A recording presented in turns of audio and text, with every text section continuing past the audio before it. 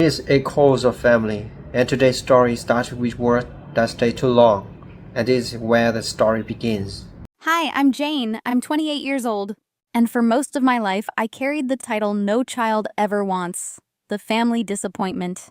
While my sister Beverly collected trophies and praise like it was effortless, I stumbled through second place finishes, always hearing her name as the standard I could never reach. I thought I'd learn to live with it. I thought I was used to being invisible. Until one Tuesday night. That was when my mom said the cruelest words I had ever heard. One sentence, sharp enough to cut deeper than every dismissal before. One sentence that forced me to finally see the truth. But that one sentence changed everything. Before we continue, if you love these stories, please subscribe to our channel, because that is our motivation to make better and better stories each day for you. And now let us know where you are listening in the comment before we start. The first time I realized I would never measure up was in 7th grade math class. I was sweating over long division, while Beverly's name was already written on the honor roll board, in bold black letters. At home, the comparisons only grew sharper. Report cards spread out on the kitchen table, Mom's face glowing as she praised Beverly's perfect grades, then dimming when her eyes landed on mine. During parent-teacher conferences, I would sit in the hallway, hearing Beverly's name come up again and again, as the standard I was supposed to chase. When I showed Mom my paintings, hoping art could finally make her proud, she glanced once and said, "That's nice, honey. Did you hear Beverly won another scholarship?" The scholarship announcements were the cruelest. Beverly had her pick of Ivy League schools. There were celebration dinners, long phone calls, and congratulations from relatives. When my community college acceptance arrived, Mom opened the letter with a sigh. "Well, at least you're continuing your education. Community college serves a purpose too, Janet." I tried other paths, desperate for something of my own. Drama club, track and field. Each attempt ending the same way, overshadowed by Beverly's trophies, her scholarships, her name in the newspaper. Even when I won first place at the county art fair, Mom's words cut through the joy.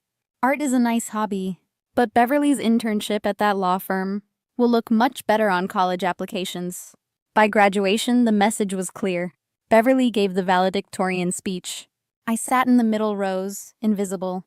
Family photos told the same story. Her framed awards lined the mantelpiece. My picture was shoved behind a debate team trophy, half hidden, half forgotten. Even after Beverly left for Harvard, the comparisons didn't stop. Phone calls about her professors and her cases filled our kitchen every week. And my life? It was always the side note. But the cruelest dismissal was still waiting years later. Everything shifted the spring Dad had his heart attack.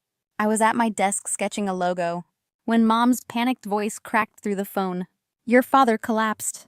They're rushing him to the hospital." 8 hours later, after surgery and endless pacing in sterile hallways, the doctors said he would recover, but slowly. 6 months without work, maybe more. Dad's paycheck had always carried the family. Mom's part-time job at the library barely covered groceries. And that's when the truth spilled out. They were broke. No savings left. Bills stacked on the counter like silent threats. I didn't even think twice. I offered to help. My freelance design work was still small but steady. I could cover the mortgage, the utilities, even Dad's prescriptions for a while. Mom's relief showed for a second. But then came the sting. "Are you sure you can afford this, Jane? I know your little projects don't exactly bring in much." The comment burned. Still, I swallowed it. Family came first. So I worked. 12-hour days. Weekends gone. Taking every project I could find. Websites for mom-and-pop shops, flyers for nonprofits, logos for cafes that paid barely enough for gas. Sleep became optional. Food was peanut butter sandwiches eaten at my desk. Coffee replaced water. My shoulders ached from hunching over the screen. My eyes burned. And yet I pushed on. Because stopping wasn't an option. Every month, I handed Mom an envelope with the mortgage check. And every month, she took it without a word. Meanwhile, Beverly was planning her lavish wedding, a Paris proposal, a country club reception, flowers, rings, gowns, costing more than I earned in a year. And Mom? She gushed over every detail. Clipping bridal magazines, bragging to neighbors, all while ignoring the fact that her lesser daughter was the one keeping their house from foreclosure. What cut deepest wasn't the money, it was the blindness. The way Mom looked right past my sacrifices, still calling my career those little art projects, still acting like Beverly was the only daughter worth admiring. I started to feel the edges of myself wearing down, exhaustion in my bones, resentment in my chest, and a creeping realization that I could not keep this up forever. And while I kept us afloat, Mom was already planning Beverly's perfect engagement party. The breaking point came during Beverly's engagement party, an elaborate celebration Mom insisted on hosting. Despite our family's financial struggles, and despite the money I had already poured into keeping the house afloat, Mom hired caterers, rented linens, and turned the backyard into a glittering stage for Beverly's success. Beverly arrived radiant in her designer dress, her diamond ring catching every light, while Richard stood proudly at her side. The yard filled with 50 guests, relatives, neighbors, family friends, all buzzing with congratulations for the golden couple. I had spent the morning arranging flowers, setting tables, doing the quiet work behind the curtain. Mom barked orders with military precision. Make sure Beverly's place cards are perfect. This needs to be flawless. The irony burned in my chest. I had funded this party, yet to everyone else, I was just background noise. As toasts began, the words only cut deeper. Uncle Harold raised his glass to the family success story. Aunt Margaret gushed about Mom's pride in her exceptional daughter. I clapped politely from the back, applauding Beverly's spotlight while standing in the shadows. And then came the moment that shattered me. Mrs. Coleman, our neighbor, asked about both daughters. Mom's answer sliced like a knife. Beverly is thriving, partner track at the firm, engaged to this wonderful man, planning the most beautiful wedding. Janet? Well, Janet is still figuring things out with her little art projects. Laughter rippled politely. Heads nodded with sympathetic smiles. And I wanted the ground to swallow me whole. The daughter keeping the lights on and the bills paid was painted as a hobbyist, an afterthought, a disappointment. Later, while cleaning up, Mom kept glowing. Wasn't Beverly radiant tonight? Richard's family was so impressed. This is exactly the kind of celebration she deserves. Not one word about the sacrifices I had made. Not one acknowledgement that without me, this night wouldn't even have been possible. By then, my exhaustion was no longer just physical. It was emotional. It was spiritual. I was working myself to the bone for people who couldn't even see me. And the little girl who had always begged for approval was reaching her limit. And when Mom finally spoke the cruelest words of all, something inside me broke wide open. The confrontation came 3 days later, on a Wednesday evening. I stopped by with the mortgage payment, nearly half my income. The 4th month in a row, Mom sat in the kitchen, flipping through Beverly's wedding magazines. She barely glanced at me.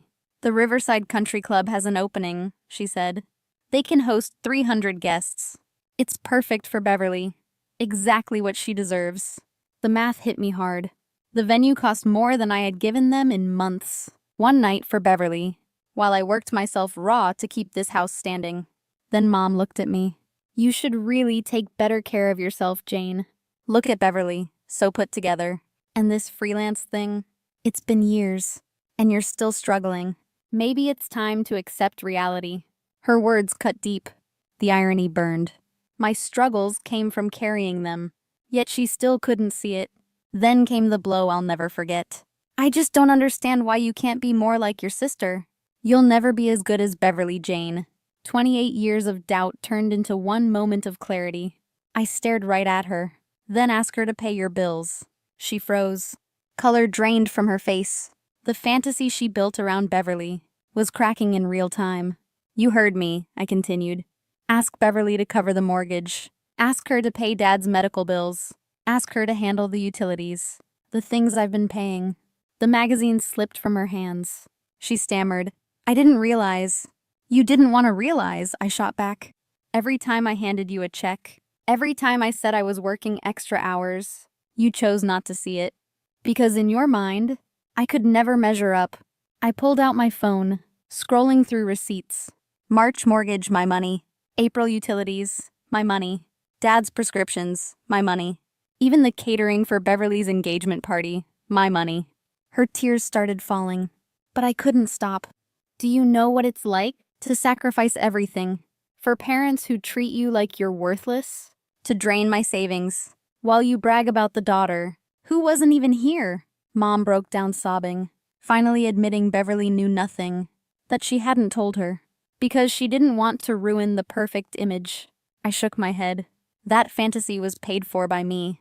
For the first time, Mom truly saw me, not the lesser daughter, but the one who had carried this family. And from that night on, nothing between us would ever be the same. The weeks after that night felt different. The air in the house had shifted. For once, silence didn't feel like erasure. It felt like space. Mom called Beverly, finally telling her the truth about the bills, the debt, and the months I had carried everything alone. Beverly's voice changed when she found out. She called me the next day. Her tone wasn't proud or superior. It was guilty, almost tender. "Jane, I had no idea," she said. "Mom never told me. I feel awful that you've been handling this by yourself. Let me help." And for the first time, I heard sincerity in her words. Beverly took over Dad's medical bills. She set up an emergency fund. She even started referring clients to my design business. The wall between us, built from years of comparison, began to crack. Mom changed too, though slowly.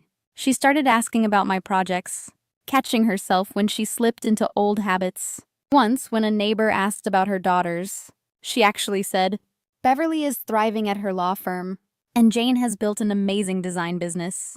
I'm proud of both my girls. I almost didn't believe my ears. 6 months later, Thanksgiving looked nothing like the past.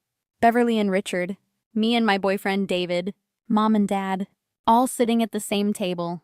Not perfect, but not poisoned either. Mom served my favorite dessert, right next to Beverly's apple pie. It was small, but to me it was everything. As we played board games after dinner, I realized something. I wasn't invisible anymore. I wasn't less than anymore. I was just me. And that was finally enough. Looking back, that Wednesday night in the kitchen was my turning point, when I stopped begging to be seen and demanded it instead. Have you ever reached that moment? The one where you finally stand up after years of being pushed down? If you have, share it in the comments, because your story matters too. And if mine resonated, hit like, subscribe, and remember this: your worth is not defined by someone else's comparison. Sometimes the most important approval is the one you give yourself. The truth is simple. I may never be Beverly, but I will always be Jane. And that's more than enough. And if this story touched your heart, please give it a like and share it with someone who needs to hear this today. Don't forget to subscribe for more true family betrayal stories that remind us we are stronger than we think.